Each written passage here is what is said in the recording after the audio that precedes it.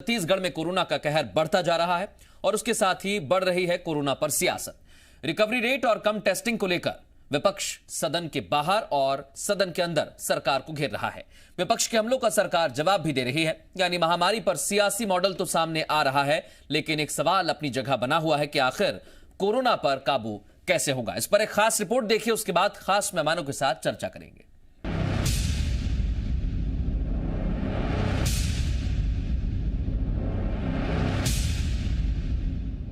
छत्तीसगढ़ में एक वक्त ऐसा था जब कोरोना प्रदेश से खत्म होने की कगार पर था, लेकिन अब छत्तीसगढ़ में कोरोना के मरीज लगातार बढ़ रहे हैं। तो केंद्र सरकार की तरफ से जारी ताजा आंकड़ों में छत्तीसगढ़ फिसड्डी बताया गया है। कोरोना की टेस्टिंग के मामले में छत्तीसगढ़ पूरे देश में सबसे फिसड्डी राज्यों में शामिल है। इस बात से इनकार नहीं किया जा सकता कि प्रदेश में कोरोना के मामले बढ़ रहे हैं तो अव्यवस्था की तस्वीर भी सामने आ रही है। विपक्ष में बैठी बीजेपी ने इस मामले को लेकर सदन में अपनी आवाज बुलंद की और भूपेश सरकार को जमकर घेरा। साथ ही आपदा प्रबंधन की राशि पर भी सवाल उठाए। छत्तीसगढ़ और भोजन व्यवस्था जिस प्रकार से छत्तीसगढ़ में उसका फैलाव हो रहा है और लगातार जो संख्या बढ़ती जा रही है, इसको लेकर के स्थगन प्रस्ताव की सूचना दिए हैं। मुद्दा सदन में जोर शोर से उठा, लेकिन सरकार ने विपक्ष के सवालों पर भी सवाल दागा और कहा कि उम्मीद तो सार्थक चर्चा की थी, लेकिन बीजेपी क्वारंटीन सेंटर तक ही सिमट गई। ऐसे समय भारतीय जनता पार्टी द्वारा आपदा में अवसर खोजना और कोरोना को लेकर राजनीति करना बहुत दुखद है। सभी लोग कोरोना से पूरी ताकत से लड़ रहे हैं। एक तरफ कोरोना के बढ़ते मरीज हैं, तो दूसरी तरफ विपक्ष का वार। सरकार के सामने चुनौती दोहरी है। देखना होगा प्रदेश में कोरोना संक्रमण पर सियासत कितना बदलती है और कोरोना मामलों की रफ्तार कैसे थमती है। ब्यूरो रिपोर्ट, जी मीडिया। तो सबसे बड़ी चिंता तो यही है कि कोरोना के आंकड़े जो लगातार बढ़ रहे हैं वो कैसे थमेंगे। सीधे मेहमानों का रुख करेंगे। नवीन मार्कंडे पूर्व विधायक हैं, बीजेपी का पक्ष रखने के लिए मौजूद हैं। धनंजय ठाकुर इस समय हमारे साथ जुड़े हैं, प्रवक्ता है कांग्रेस के, और मेरे सहयोगी हमारे ब्यूरो चीफ देवेश तिवारी भी मेरे साथ जुड़ गए हैं। आप तीनों का बहुत स्वागत है आपकी आवाज में। पहला सवाल मेरा धनंजय ठाकुर साहब आपसे है।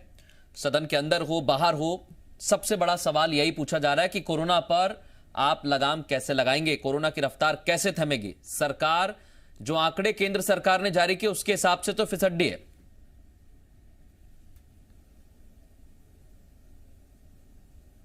देखिए मृदुल जी, भारतीय जनता पार्टी चाहे सदन में हो या सदन के बाहर हो, आपदा में राजनीति करने की अवसर तलाश रही है और राजनीति कर रही है। आपदा संकट में कभी भी भारतीय जनता पार्टी का छत्तीसगढ़ की जनता के प्रति जिम्मेदार होने ऐसा झलकता नहीं है। और छत्तीसगढ़ में कोरोना महामारी को रोकने के लिए लगातार माननीय मुख्यमंत्री भूपेश बघेल जी की, माननीय स्वास्थ्य मंत्री जी लगातार काम किए, प्रयास किए। इससे इसका ही परिणाम है कि मध्य प्रदेश, उत्तर प्रदेश, गुजरात से छत्तीसगढ़ में हालात काबू में हैं, बेहतर स्थिति में हैं। और कोरोना के जो महामारी संकट में जिस प्रकार से छत्तीसगढ़ की जनता ने भारतीय जनता पार्टी के सांसदों से, विधायकों से जो उम्मीद किए थे सहयोग की, वो सहयोग नहीं मिल रहा है। कुल मिलाकर आप देखेंगे तो भाजपा सदन के बाहर भी सिर्फ और सिर्फ आपदा में राजनीति करने का अवसर। रिकवरी रेट के मामले में हम नीचे से दूसरे नंबर पर है। आप कह रहे हैं हमारी स्थिति अच्छी है। कोरोना के आंकड़े लगातार बढ़ रहे हैं। खुद स्वास्थ्य मंत्री इस बात को कहते हैं कि एक वक्त ऐसा आने वाला है जब ये संख्या और ज्यादा बढ़ेगी, और अभी पीक टाइम तो छत्तीसगढ़ को देखना है। टेस्टिंग हमारी कितनी हो रही है आप खुद जानते हैं, फिर कैसे हम कहते हैं कि हम बहुत अच्छी स्थिति में। देखिए, मैंने कहा कि देश में मध्य प्रदेश, गुजरात और उत्तर प्रदेश से बेहतर स्थिति में छत्तीसगढ़ है। कोरोना के पेशेंटों के रिकवरी के स्तर पर, यहाँ पे टेस्टिंग जो किए जा रहे हैं उस आधार पर देखेंगे, या लॉकडाउन के दौरान जो मजदूर है, किसान है, जो यहाँ के श्रमिक भाई है, उनके सारे स्थिति में छत्तीसगढ़ बेहतर स्थिति में। इन राज्यों से आंकड़ा छत्तीसगढ़ का कम है सर, इसलिए मैं आपको बार बार टोक रहा हूं इस पर। इन राज्यों से बेहतर स्थिति में छत्तीसगढ़ का कोरोना को नियंत्रित करने के जो उपाय जो किया गया है मुख्यमंत्री भूपेश बघेल की सरकार के द्वारा, इसके परिणाम में क्या छत्तीसगढ़ में कोरोना महामारी नियंत्रित स्थिति में है। ठीक है, मैं आपके पास लौट रहा हूं। नवीन मार्कंडे साहब वो कह रहे हैं कि आप सिर्फ क्वारंटीन सेंटर तक ही सीमित रह गए। हमें लगा था कोई सार्थक चर्चा करेंगे, कोई सुझाव देंगे, लेकिन आपने तो वही कोरोना क्वारंटीन सेंटर, और इसके बाद कोई भी बात नहीं की।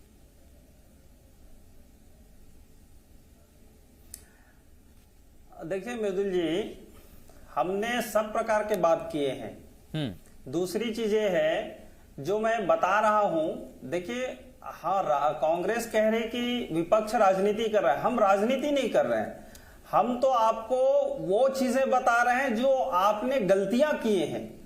अब देखिए, जब कोरोना काल आया तो उस समय इन्होंने क्या कहा, सरकार ने क्या कहा कि हमारा देश भर में हम बहुत अच्छे हैं, कंट्रोल में है और यहाँ कोरोना प्रवेश नहीं किया है। फिर इनने एक बात कहे कि हमारे राष्ट्रीय अध्यक्ष राहुल गांधी जी ने जो बातें कहे थे उसको हमने फॉलो कर रहे हैं, इसलिए छत्तीसगढ़ में कोरोना नहीं है। इनने राष्ट्रीय स्तर पर अपना पीठ थपथपा लिए, शाबाशी पा गए। दूसरी चीजें है कि जब यहाँ कोरोना दस्तक दिया, आया, बढ़ा, तो इनका जो है उसकी तैयारियां है वो फिसड्डी साबित हुआ। अभी मैं आज पेपर में पढ़ा हूं कि क्वारंटाइन सेंटर के लिए 100 करोड़ रुपया की खर्च राज्य सरकार ने बताया है, और अभी जो आइसोलेशन सेंटर है उसका खर्च अलग है। दूसरी और चीज है कि जब आइसोलेशन सेंटर है और जहां इलाज हो रहा है, आपका क्वारंटाइन सेंटर है, इसमें जब इतना खर्च कर रहे हैं तो आपका काबू में क्यों नहीं है। तीसरी चीज हम ये और बताना चाह रहे हैं कि इनमें जो मुझे लगता है कि इसलिए इनका बेकाबू हो रहा है कि एक तो पार्टी में ही इनके जो सरकार में ही असामंजस्य नहीं है। राज्य के मुखिया अलग कहते हैं तो इनके स्वास्थ्य मंत्री अलग कहते हैं, बैठक में एक दूसरे को बुलाते नहीं है, उनको उससे एडवाइस नहीं करते हैं। दूसरी चीज और है इसमें, नवीन जी वो कह रहे हैं इतने सारे होने के बाद भी एक जिम्मेदार विपक्ष की भूमिका नहीं निभाई। वो लगातार आपके सांसदों से ये मांग करते रहे कि आप आवाज उठाएं, आपके सांसदों ने आवाज नहीं उठाई। आप सिर्फ कमियां बता रहे हैं, वो कह रहे हैं कि आप सुझाव तो दीजिए कम से कम हमें। नहीं, हम तो लगातार आवाज उठा रहे हैं। आप कोई भी डिबेट देख लीजिए या सड़क देख लीजिए, आप जो है सवाल उठाना बड़ा आसान होता है नवीन जी। वो कह रहे हैं कि हमें सुझाव ने भी प्रमुखता से दिखाया है, ऐसा नहीं है कि हमने नहीं किया है। हाँ, और सुझाव तो वही तो दे रहा हूं जो मैं बताया हूं, यही चीज में इनको सुधार करना है। यही तो सुझाव है कि भाई आप टेस्टिंग बढ़ा नहीं रहे। आज 16,000 15,000 के आसपास टेस्टिंग कर रहे हैं और आपके यहाँ जनसंख्या कितनी है। और दूसरी चीज ये है कि लापरवाही का हद देखिए। आप बता रहा हूं कि महासमुंद में इनके जो संसदीय सचिव है, कांग्रेस के जो संसदीय सचिव है, वो वहां कार्यक्रम करते रह गए और वहां मृत 13 साल के बच्चा जो है वहां मृत पड़ा है। उनके माताजी उनको लाश को लेने के लिए देख रहे हैं। आपका बिलासपुर में जाइए, कोरोना पॉजिटिव मरीज जो है व्हील चेयर में बाहर में ही बैठे बैठे दम तोड़ दे रहे हैं। तो ऐसा कई इनका जो गलत नीति है, कंट्रोल नहीं है इनका। एक तरफ एक ऐसा वक्त था जब छत्तीसगढ़ की वाहवाही हो रही थी जगह जगह, और हम भी ये उम्मीद कर रहे थे कि छत्तीसगढ़ उन राज्यों में शामिल हो जाएगा जहां से कोरोना खत्म हो जाएगा। लेकिन फिर मजदूरों का पलायन हमने देखा, मजदूर बड़ी संख्या में आते हैं और फिर धीरे धीरे आंकड़े बढ़ने लगते हैं। इस पर भी हमने चर्चा की है। मैं देवेश आपके पास आ रहा हूं, क्या मजदूरों के आने के बाद ये रफ्तार बढ़ी तो सरकार को पहले इसका अंदाजा नहीं था कि ऐसा हो सकता है? पहले उस तरह की व्यवस्था करनी थी। टेस्टिंग को लेकर हम जब बात करते हैं तो बहुत सारी दिक्कतें हैं देवेश, चाहे टेस्टिंग किट्स की बात हो।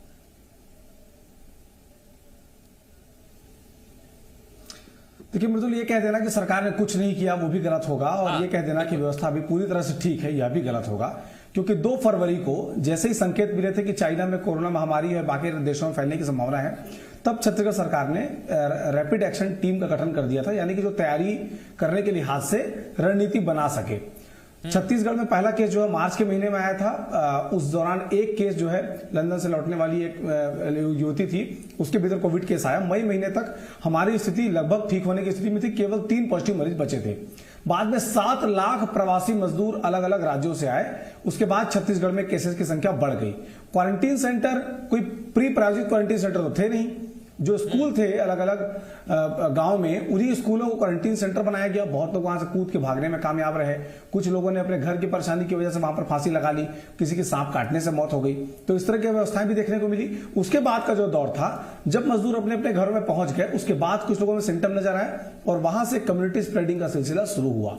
अब छत्तीसगढ़ में स्थिति यह है कि किसको कोरोना कहां से हो रहा है यह पता लगा पाना मुश्किल है, क्योंकि बाजार खुले हुए हैं। बाजार को लंबे समय तक बंद करेंगे तो स्थितियां ऐसी हो जाएंगी, आर्थिक स्थिति, कि लोग कोरोना से कम और अपनी आर्थिक विपन्नता की वजह से ज्यादा मरेंगे। इसलिए बाजार को बंद करना भी पूरी तरह से विकल्प नहीं है। इसके बावजूद 14 दिन का लॉकडाउन अभी छत्तीसगढ़ में लगाया गया था।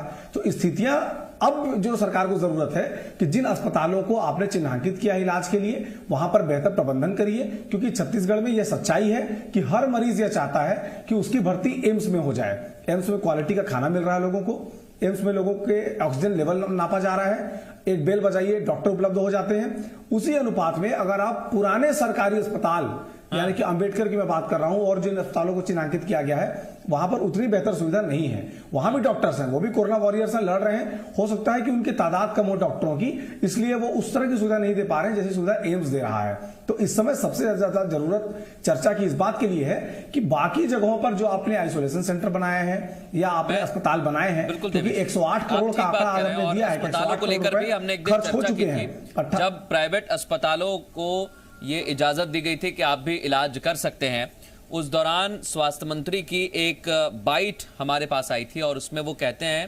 कि स्थितियां अभी ठीक नहीं है, एम्बुलेंस भी देरी से पहुंचती है, जो पॉजिटिव मरीज है वो भी अस्पताल देरी से पहुंचता है। धनंजय जी, धीमी गति से क्या हम चल रहे हैं, ये एक बहुत बड़ी वजह है, हमें गति बढ़ानी होगी, ये मानना होगा आपको? देखिए मितुल जी, मैं आपको फिर से एक बात वही कहना चाहता हूं। जिस दिन देश में एक भी मरीज नहीं था कोरोना का, 30 जनवरी को भारत सरकार कोविड-19 के मरीज पाए जाने की पुष्टि करते हैं। उसके बाद देखेंगे फरवरी और मार्च के प्रथम सप्ताह तक भारत सरकार कुछ कार्यवाही इसमें नहीं करती है, बल्कि केंद्र की मोदी सरकार और पूरी भारतीय जनता पार्टी नमस्ते ट्रम्प कार्यक्रम को सफल बनाने, मध्य प्रदेश की सरकार को गिराने में जुटे हुए थे। यही एक वजह है कि बहुत दिन हो गए सर, हम दिसंबर में कोरोना जब भारत में नहीं था तब से चर्चा चल रही है, उसके बाद जनवरी में आया। अब हम बहुत आगे आ चुके हैं सर, अब हमें अपने हिसाब से सोचना होगा, मुझे लगता है। निश्चित तौर पर मैं वहीं से शुरू करके आप जहां पे आपका सवाल वही पाना चाहता हूं। उसके बाद आप देखेंगे लगातार छत्तीसगढ़ में कोरोना महामारी को नियंत्रित करने के लिए लगातार उपाय किए गए हैं। हमने लॉकडाउन 2 में ही जो प्रवासी हमारे मजदूर भाई हैं जो छत्तीसगढ़ के निवासी हैं, उनको सकुशल घर लौटाने के उन्हें गुहार लगाया। उस दौरान केंद्र सरकार ने किसी प्रकार की मदद नहीं किया। उसके बाद 7.5 लाख मजदूर छत्तीसगढ़ में आते हैं, वहां 20,000 क्वारंटाइन सेंटर में उनको रखा जाता है। उसके बाद सकुशल वो घर पहुंच जाते हैं। उसके बाद भी आप देखेंगे कहीं भी भारतीय जनता पार्टी के सांसदों का सहयोग नहीं मिलता है, सिर्फ मिलता है तो सर आपके अगर सांसदों को छोड़ दें, धनंजय जी आपके कितने विधायक हैं आप बताइए। धनंजय जी, आपकी सरकार को बम्पर बहुमत मिला, आपके विधायक कितने सारे हैं? आपको सांसदों की जरूरत महसूस हो रही है? आप मुझे बताइए। सारे के सारे मंत्री और कांग्रेस, आपको लगता है कि आपको बीजेपी के सांसदों की जरूरत है काम करने के लिए, दौरान सेवा करने के लिए, सजग करने के लिए वहां पे मौजूद? मैं कह रहा हूं कि बीजेपी का सांसद एक भी घर से नहीं निकला, भारतीय जनता पार्टी नहीं निकला, मैं मान लेता हूं, लेकिन क्या आपको जरूरत है? आपके पास विधायकों की संख्या है, मंडल लेवल पर इतने कार्यकर्ता हैं, कांग्रेस भवन तैयार हो रहा है। लेकिन आप देखेंगे, सुनिए ना मितुल जी, मितुल जी सुनिए ना, सुनिए ना 2 मिनट। आज जो स्थिति देश बनी हुई है, 32 लाख से अधिक कोरोना महामारी पेशेंट पाए गए हैं। उसके बाद आप देखेंगे कि पूरे देश भर में मोदी सरकार की कोरोना महामारी को लेकर विफलताएं हैं, उसको जनता के बीच चर्चा हो रही है। इससे भारतीय जनता पार्टी जनता का ध्यान हटाने के लिए राज्य सरकारों को आरोप मढ़ रही है। ठीक है, मैं कहता हूं कि छत्तीसगढ़ ही नहीं, मध्य प्रदेश, उत्तर प्रदेश, गुजरात, राजस्थान भी आता है। और ऐसा नहीं है कि विपक्ष की सरकारों की तारीफ नहीं हो रही है। यही देश के प्रधानमंत्री आम आदमी पार्टी के मुख्यमंत्री अरविंद केजरीवाल की तारीफ करते हैं दिल्ली मॉडल को लेकर। उसके बाद आप कह रहे हैं कि राजनीति के चलते हो रहा है, तो मैं एक सवाल आपसे पूछना चाहता हूं। हमारे साथ नवीन मार्कंडे जी हैं। मार्कंडे जी, आपके सांसदों ने काम नहीं किया, मान लेता हूं थोड़ी देर के लिए, लेकिन जब केंद्र सरकार इस तरह से सवाल खड़े कर रही है तो उनका भी कहना है कि आप हमें उस नजर से ही क्यों देखते हैं कि हमने कुछ भी नहीं किया, हमने काम किया है।